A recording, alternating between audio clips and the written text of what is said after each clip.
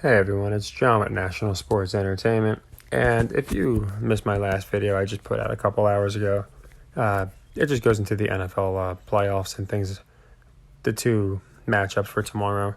I put that in there if you missed it, just because obviously I haven't uploaded in a couple days, but obviously it's back to work now. So I wanted to go into tonight's NBA schedule. As I said earlier, I wanted to hit that, but I also know a lot of people had questions about the NFL. Now, again, I looked into the metrics of these games. I'm looking at what I believe to be the long-term ramifications of each match. Don't forget, we're halfway through the season now, so certain things have to start moving a certain way. So, I like the Timberwolves to cover.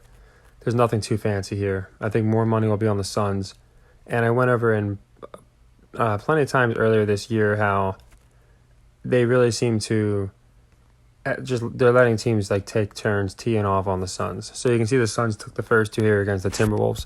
So I don't see that happening the third time. And especially because this is a potential playoff matchup. So like the Blazers did, like I think the Jazz did, Clippers, a lot of teams have taken advantage and just had like a crazy game against the Suns. So with -5, I really like the Wolves. Just because Paul's out again, that doesn't mean people are fading the Suns. Same thing with the Warriors. So I do like the Grizzlies to cover this spread here, this -5. Then I get to the Knicks Wizards, and this one is an interesting one because, again, Knicks are a team that I genuinely believe is a playoff team, and they're going to flip Toronto. So they're going to make them look like a strong team. But that being said, I do think Washington needs to stay in the play-in picture. And for that to happen, they have to win games like this where they can stay within 4 or 5 games of 500. So I do think they come. I'm going to take them to cover. I'm going to buy it to 5 to be safe. So I'm getting 5 points as well. And all these are leg ones, by the way. But I do like the cover here for the Wizards just because I think public's going to be on the Knicks. And it's more important for the Wizards to win this game. I don't think they need the Knicks up there with the Sixers. They just need them, or the Celtics. I think they just need them looking like a playoff team. Then we got another one that I actually like this one a lot. We got Thunder at Bulls. And this is another one where I like the Bulls because I think they're giving them a little bit of a flurry because, again, they need to also be in that play-in picture. So the Thunder, they're a great team. They got a great draw, like as far as marketability. But they're just not going to be in the play-in picture. They might be in the play-in picture, but it's going to be tough. The West is so stacked that they might be out early, and of these two teams, I think the Bulls are going to have a better shot of a play-in than the Thunder. I could be wrong, but I just think it's more important the Bulls win this game. Also, the metric with against the spreads. Not that 26 and 16 is anything crazy, but usually you're not going to keep continuing at this pace, so when I add everything up, I do like the Bulls here to cover the 4.5. And it's very similar to the, in my opinion, to the other games. It's just metrics and trying to bet against the public here, where 5's kind of heavy for the Wolves, so I think people are going to be a little more on the Suns. Same thing with the Bulls. I think more people are going to be on the Thunder. Just because the Thunder, they've proven to be more consistent. So I don't see too many people on the Bulls. So again, both of those leg ones. The Wizards, that one I'm buying up to +5. That's a leg one. This one, this Hawks-Pacers game, is an interesting one. I think they finally convinced people, I could be wrong, that the Pacers are a decent team, even though they're not. So the Hawks have been looking pretty not the best as of late, losing almost every game against a team that's as good as them or better. So I think it stands to reason that the Hawks win tonight. You could call it a trap. But I just don't think that people are looking at the Hawks. We're halfway through the season, don't forget. This isn't the beginning of the season, so it's not like people are going to be just taking the Hawks because they're so good. They were a play-in team last year, and I do think they give them a run. But, as far as rankings and everything of that nature, I would think more people might even be on the Pacers this game. So at the beginning of the year, it was like more of a trap. Now I think it's more of just we're going to start seeing these pretenders like the Pacers, the Jazz, and the Jazz have already started to fall off. The Kings, you're going to start seeing them lose games. And the teams that are actually good, like the Knicks, I think the Wolves, they're going to start getting it together. So, yeah, we like the, again, leg one, Pacers. I think the Hawks cover them. I'll take the Hawks -2 all day. Knicks Wizards here. I like the Wizards +5. I do think the Bulls cover that 4.5. You can buy it down to 4, but I'm just going to take the straight cover. And same thing with the Wolves. So I'm only buying for the Wizards to get it up to +5. Now, Nuggets Clippers, I do like this game. And again, you can look at the spreads. They're about even on spreads. So it comes down to who needs to win more. Yeah, it really does. And with no George, now you got Joker out. So it really could go either way. And it's not one I'm running out of my way to play, just like a lot of them.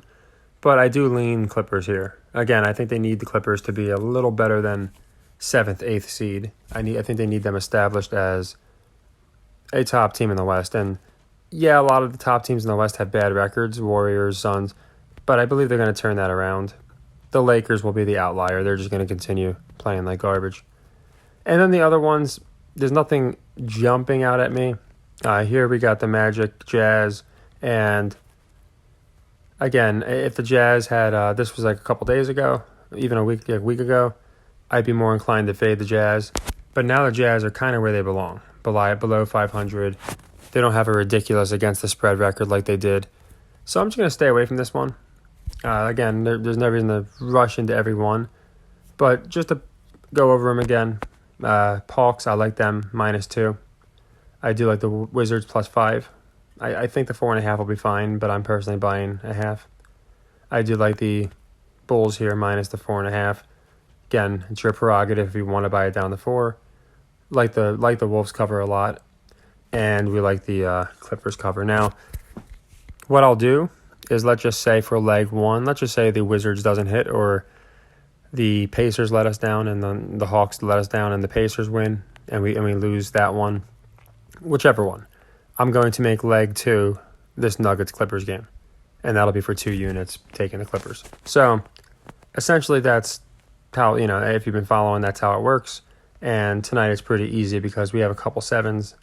And then we have 1 in the middle and then a 10. So, I think it'll be very easy. But yeah, if the Hawks aren't looking good, and by the time that game will be over probably before this one even starts, this Nuggets game.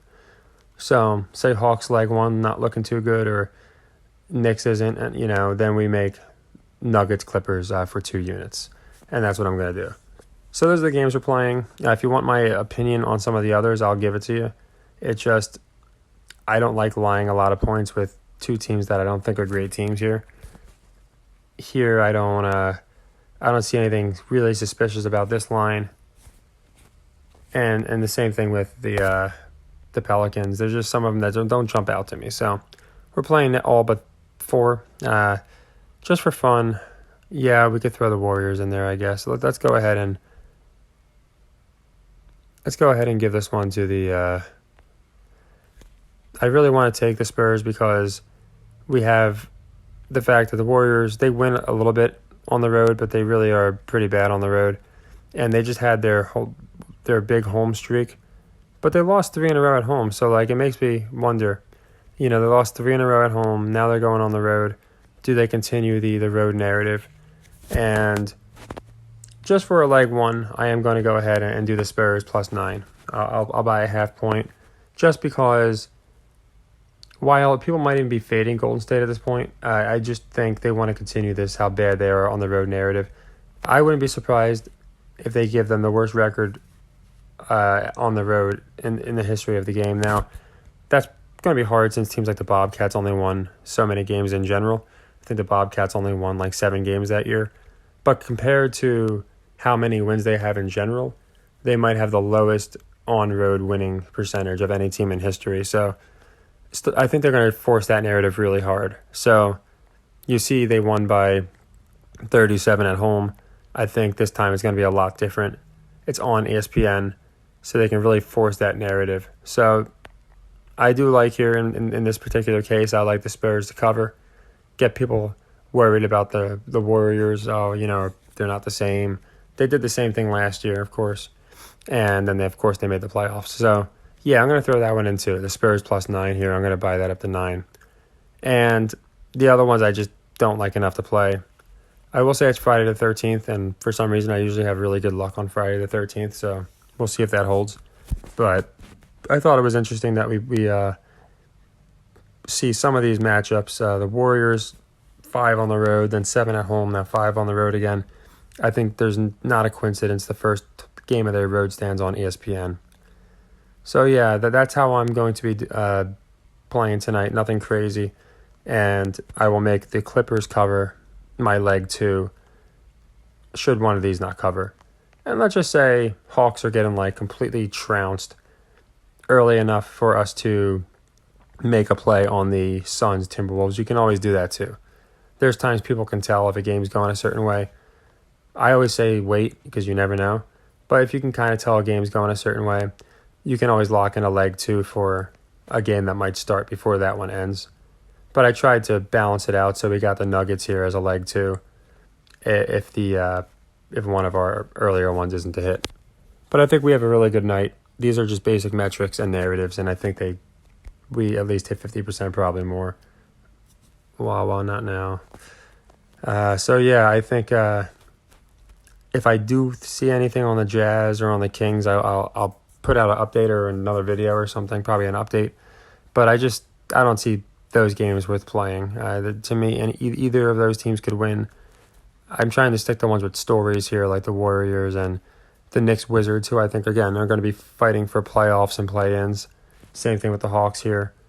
So teams that have something to play for, teams that are on TV and metrics. And I think it'll wind up being a good night.